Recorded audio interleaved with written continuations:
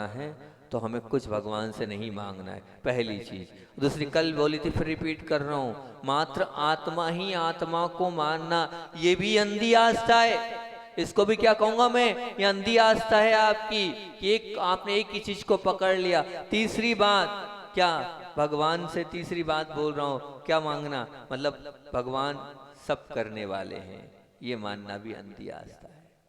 भगवान सब करने वाले हैं, वही सब चला रहे हैं, वही सब कर रहे हैं। तो जो ये मानता है कि भगवान सब करने वाले, ये धारणा बदल देना, भगवान किसी का कुछ करने वाले नहीं हैं, ये भी पक्की धारणा बना लेना। अगर आपके मन में थोड़ा बहुत भी ऐसा लगता है कि किसने किया है, भगवान ने किया है, अरे तो भगवान ने किया है तो भगवान किसी का अच्छा करेगा और किसी का बुरा करेगा क्या? फिर भगवान को क्यों दोष दे रहे हो? अरे भगवान करने वाला है क्या? नहीं। तो ये भी अंधी आस्था कि भगवान ने किया, भगवान करने वाले, कुछ अच्छा हो गया तो भगवान को धन्यवाद दे रहे, कुछ बुरा हो गया तो भगवान मैंने तो हमेशा अच्छा किया है, तूने मेरे साथ बुरा क्या किया? नहीं, ये धारणा भी है तो आपकी अभी अंधी आस्था है। चौथे नंबर पर आपसे बात कर रहा हूँ, याद समझते जा रहे हैं ना आप सब, लिखते जाना ये पॉइंट। चौथे नंबर जो है वो चौथा नंबर क्या है? चौथा नंबर ये, सब कर रहे हैं इसलिए मैं कर रहा हूं, सब कर रहे हैं इसलिए मैं कर रहा हूं, ये भी अंधी आस्था है।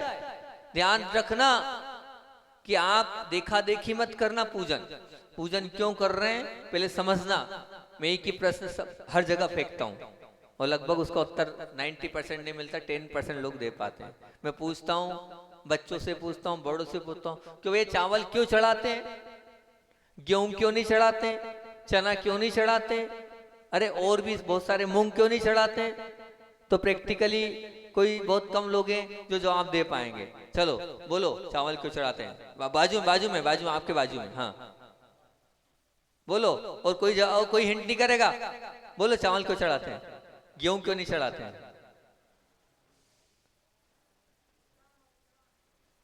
अरे अपन गेहूं भी चढ़ा सकते हैं, उड़द भी चढ़ा सकते हैं, मूंग भी चढ़ा सकते हैं, बैठ जाओ बस। अब अरे वो तो ठीक है, बाकी अब एक से पूछना था, तो प्रवचन चल रहे हैं, सबसे क्लास थोड़ी चल रही है। 80% लोग भेड़ चाल चल रहे हैं। मेरे दादाजी दादी जी ने कहा है वो चढ़ाते आए इसलिए चावल चढ़ाने। सोचो 40 साल 50 साल 60 साल हो गए, मैंने देखता हूँ 60 साल हो गए, लेकिन सिर्फ चावल क्यों चढ़ा रहे हैं यही नहीं पता अभी। अरे ठीक, चावल क्यों चढ़ा रहे हैं अभी यही नहीं पता, मतलब मूल में ही भूल है, ये अंधी आस्था है। अरे आपका जैन धर्म साइंटिफिक है, कोई भी काम बिना कारण से नहीं है हमारे जैन धर्म में। आप पूछो, हम हर एक चीज का जवाब देंगे कि ऐसा क्यों, तो उसका जवाब है कि गेहूं नहीं चढ़ा रहे हैं, चावल क्यों चढ़ा रहे हैं? तो चावल चढ़ाने का हेतु आगम में स्पष्ट रूप से आया है कि वो जो चावल है, चावल का छिलका उतर जाता है, तो फिर उसको अगर आप बोओगे तो वो उगेगा नहीं। बस भगवान जैसे चावल ने अपना जन्म मरण समाप्त कर दिया है, ऐसे ही मेरा जन्म मरण समाप्त हो जाए, इस भावना से ही चावल आपके चरणों में समर्पित और अर्पित कर रहा हूँ। बस चावल जैसे अक्षय पद की प्राप्ति हो जाए, यही भावना रखता हूँ। बासा वालों, इतने दिन से चावल चढ़ा रहे हो, और जिनको मालूम है जो हाथ उठा रहे थे उनसे भी ये पूछता हूँ, क्या चावल चढ़ाते वक्त ये भाव हुए आपके? क्या चावल चढ़ाते वक्त ये भाव हुए आपके? मुश्किल से 5-7 लोग के हाथ उठ रहे थे, बाकी 80% लोग, 80 बल्कि 90% ले लेंगे जितने लोग हैं, उनको नहीं मालूम था। प्रियंक भैया मालूम था? नहीं मालूम था? मालूम था, ठीक। तो इतना तो कम से कम चावल चढ़ाते वक्त करो, ये अंधी आस्था है। इस डब्बे से डाला और वह पटक दिया, वो पटकना हुआ। वो क्या कराया लो, पटक रहे हो, 50 साल से ही पटकते आ रहे हो, चावल पटकने से कुछ नहीं होगा। चावल अर्पण करते वक्त ये भाव अंदर से प्रेषित होना चाहिए, ए भगवान ये चावल चढ़ा रहा हूं, बस चावल जैसे बना लेना।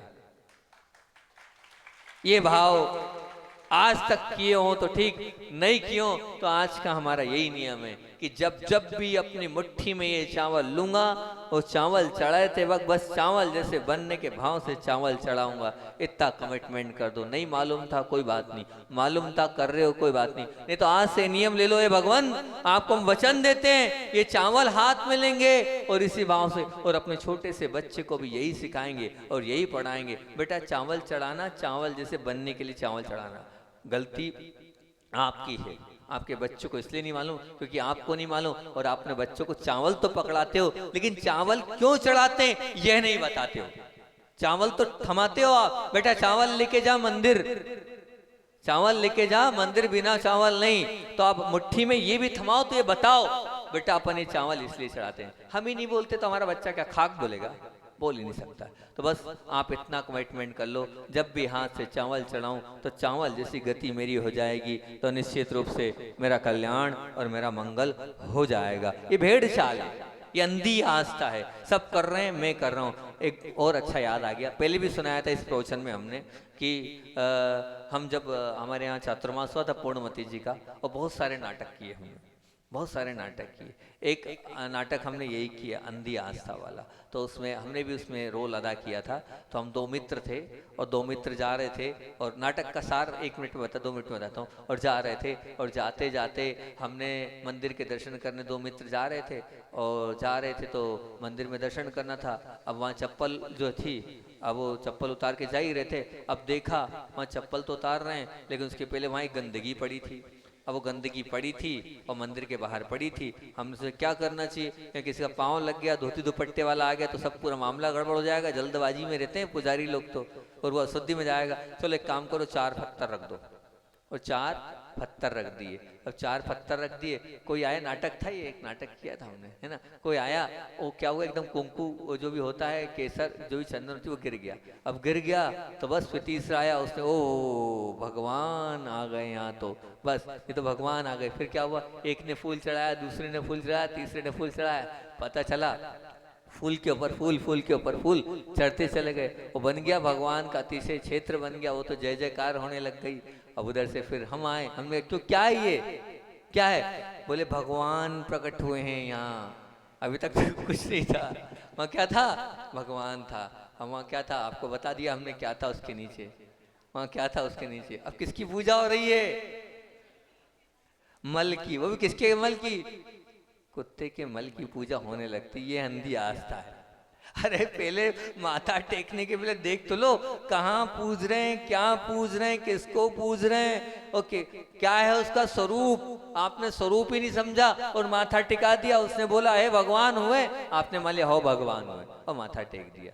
तो ऐसी अंधी आस्था अपने जीवन में मत लाना। अगर आपके जीवन में ऐसी अंधी आस्था है तो वो भी ठीक नहीं है। ये निश्चित रूप से आप मान के चलना। जो मैंने बचपन में नाटक किया था वो याद आ गया तो आपको बता रहा हूँ। तो वो तो मेरी तो निर्मल आस्था है। मैं तो सच्चे देव शास्त्र गुरु के अलावा कहीं भी अपना ये जो माथा है खोटा नहीं है मेरा, इसको खोटा नहीं लिए वहीं पर अपने माथे को टिकाता हूँ। तो ये चौथे नंबर से हो गया। पांचवें नंबर पे बोल रहा हूँ, भय और लोभग्रस्त चित्त से धर्म को मानने वाला भी अभी क्या है, अनास्थावान और अंधी आस्था वाला है। अरे भय से, डर से, अगर डर से आप कर रहे हो और भय से अगर कर रहे हो तो ये अंधी आस्था है। या अब आपके अंदर लग रहा है कि उसमें अगर लोभ से कर रहे हो तो वो भी भय और लोभग्रस्त चित्त से अगर आप परमात्मा के मंदिर में जा रहे हो, परमात्मा को मान रहे हो, ये भी अंधी आस्था है।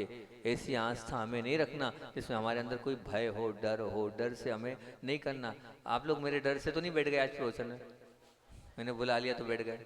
ध्यान रखना, डर से मत बैठना। कल से नहीं रोकूंगा, कल से नहीं रोकूंगा। नहीं तो भय के कारण बैठो, महाराज जी चिल्लाएंगे, ऐसा तो कोई नहीं बैठा है। डर के कारण आया हो, भय के कारण आया हो, तो भय और डर से मत आना। नहीं तो फिर वो जो है वो आस्था आपकी जो है अभी हर मजबूत वाली नहीं रहेगी। तो पांचवा, भय और लोभग्रस्त को मानना भी और धर्म मानना भी जो क्या वो अंधी आस्था कहलाएगी। और फिर उसके बाद अगला नंबर का आएगा, को कितने को 1 2 3 4 5 6 7वां, देव शास्त्र गुरु। छठवा, देव शास्त्र गुरु। पूज्य कौन है? तीनों है। देव भी पूज्य है, शास्त्र भी पूज्य है और गुरु भी पूज्य है।